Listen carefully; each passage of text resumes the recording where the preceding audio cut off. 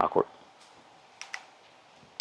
So, as you can see, I am outside and I'm currently being lit by the Amaran 150c. I have it on about 66% right now, and it's off to camera left. Camera right, my left. This is at 100, and we're gonna go back down to 60. One of the squirrels in the back door. I'm controlling it right now via my app, Amaran's app, and like I said, this is the 150c, so I have full spectrum of color, which we're not going to use right now, because why would we? If I was in a scene, let's say with a fireplace, I wanted to give you that effect of a fireplace, I can do that just with the flick of a button. But I'm gonna keep it on 5600 Kelvin right now. I can go 32, I can go 6500, but we're gonna keep it on 56. And I typically do 55,000, but 56 is cool.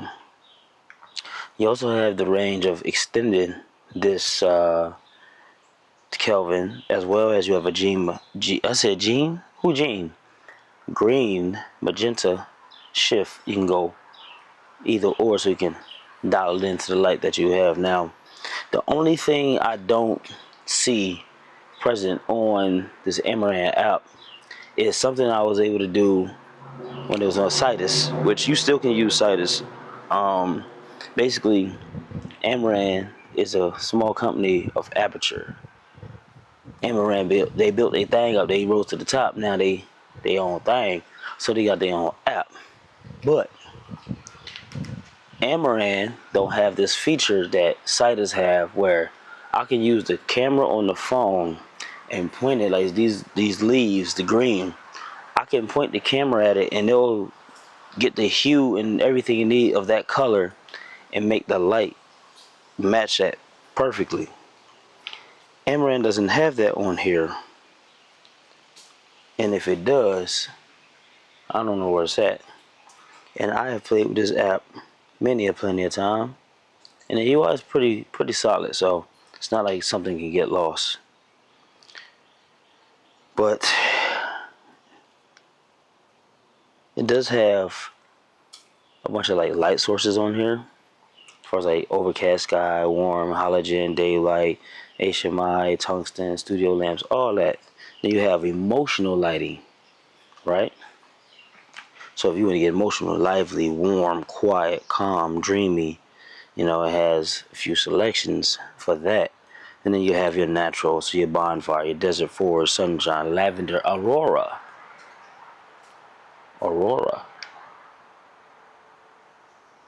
That is an aurora green. But we're going to go back to the reggae. So, yeah. This is, like I said, this is my test, my first test using this 150c outside. Semi-controlled environment. I mean, it's 12:41, so the sun is where it's going to be at. And I have it at 65%. It is right here, camera right. It is in a very large dome off of Temu, and it is double diffused, no grid. And I also kind of have it feathered as well. So if I take this and I turn it towards me more, and then I also wait for my camera to get in focus,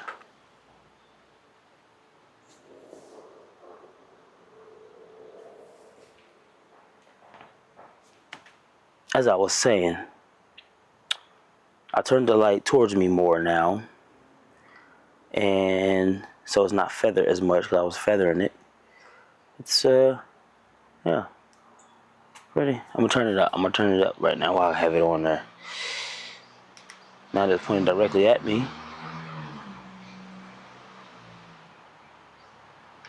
it's off, on. So obviously it's making a dramatic effect. Now The fun comes in when you can do this at night. And then mixing in my light bars with some color, or hear me out, take my 60D as a key and take this and bounce it and blast it and just with color. Yeah, I might have to see how powerful it is out here at nighttime. Yeah, I'm gonna do that.